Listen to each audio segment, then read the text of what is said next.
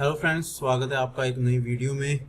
और पहले हम देख लेते हैं जो हमने पिछली वीडियो बनाई थी, तो उसके जो टारगेट्स थे वो ऑलमोस्ट काफ़ी हद तक अचीव हो चुके हैं। अगर हम बात करें सन फार्मा की तो वो 991 से 1027 चला गया है। HDFC में भी है 1450 से 1498, 50 पॉइंट्स की मूवमेंट मिल गई हमें।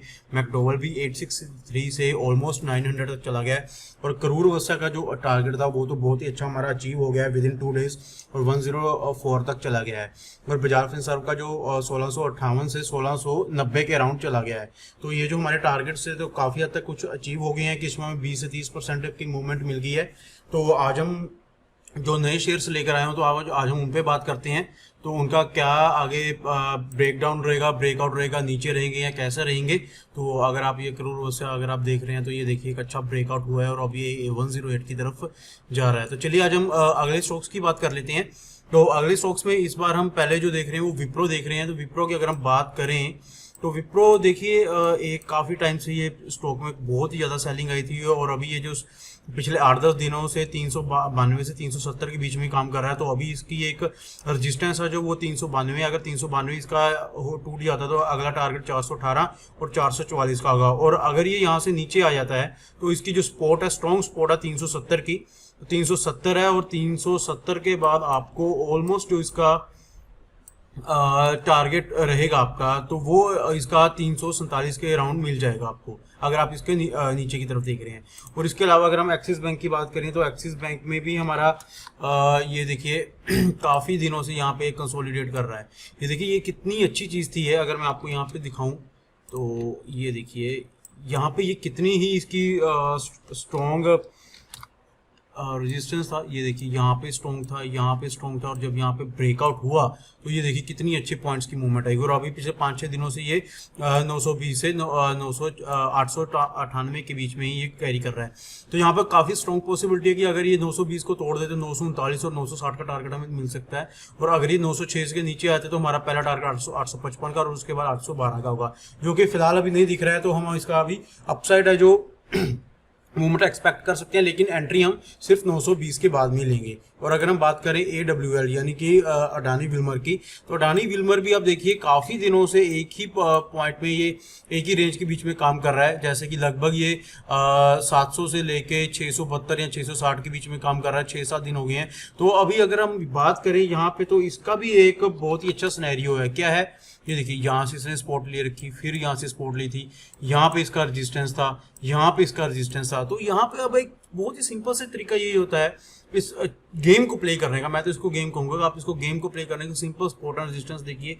अब इसका टारगेट मैंने कैसे चूज किया, सिंपल 696। यहाँ पे कितनी बार इसके, ये देखिए यहाँ पर ये हुआ, यहाँ पर गया, यहाँ पर गया, फिर ये देखिए सेलिंग आई, उसके बाद यहाँ पर दोबारा से इसके बाद रेजिस्टेंस है। तो सिंपल सी बात है, अगर यहाँ पे बाय करते हैं तो एक टारगेट 696 तक का ले सकते हैं। 696 अगर गया तो आप 725 के तक ले सकते हैं, और अगर उसके बाद आपको मिलता है तो आप 760 तक भी जा सकते हैं। और अगर अब ये नीचे आता है तो अगर यहाँ से टूटता है तो 641 के बाद आपका जो टारगेट है ऑलमोस्ट 620, और उसके बाद आपको 600 के राउंड मिल जाएगा। तो आप इसको अपने रडार पे रख सकते हैं।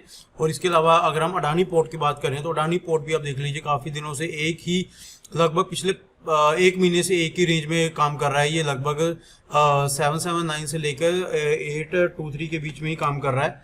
और अगर हम बात करें इसके आगे की तो यहाँ पर ये देखिए एक रेजिस्टेंस है इसके लिए, एक स्ट्रॉन्ग रेजिस्टेंस है। जब तक ये 823 को, जैसे कि आज इसने ऊपर गया, इसको 831 तक गया, लेकिन ये फिर ये नीचे आ गया। तो अभी इसके में ब्रेकआउट नहीं है। ब्रेकआउट हम कब करेंगे, 825 अगर हम मिले 825 से 840 के बीच में, अगर ये 840 ऊपर चला जाता है तो हमारा जो नेक्स्ट टारगेट होगा 860 का, 885 का और 914 का होगा।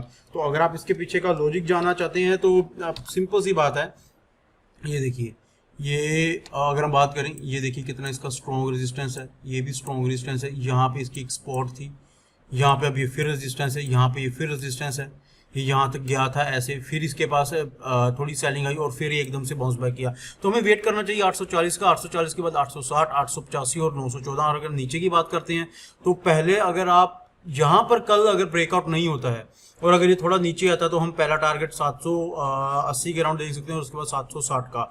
तो आप इनके ऊपर थोड़ा रडार रखिए, आप ये लेवल्स को मार्क कर लीजिए और आप अगला जो स्टॉक है आप उसमें इन्वेस्ट या ट्रेड कर सकती हैं। इसके अलावा अगर हम अडानी पावर की बात करें तो ये भी पिछले 5-7 दिनों से एक ही रेंज में काम कर रहा है, लगभग 10 पॉइंट्स के बीच में 340 334 के अराउंड। तो अगर हम वेट कब करेंगे, सॉरी अब हम ट्रेड कब लेंगे 344 के बाद, 344 के बाद 360, 380 और उसके बाद आपको लगभग 400 का टारगेट मिल सकता है। और अगर ये यहाँ से नीचे आया था तो हमारा पहला टारगेट 312, उसके बाद 300 का टारगेट होगा।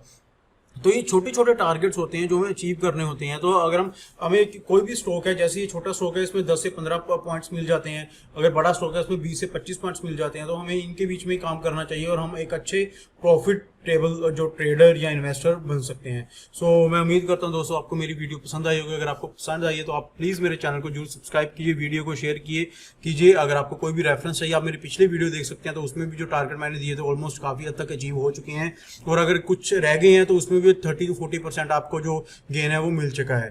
तो दोस्तों हम मिलते हैं अगली वीडियो में। आप अपनी हमेशा अपना मेरा साथ देते रहिए, आगे भी मैं आपके पास रेगुलरली वीडियोस बनाकर लेकर आता रहूँगा। सो तब तक के लिए थैंक यू सो मच।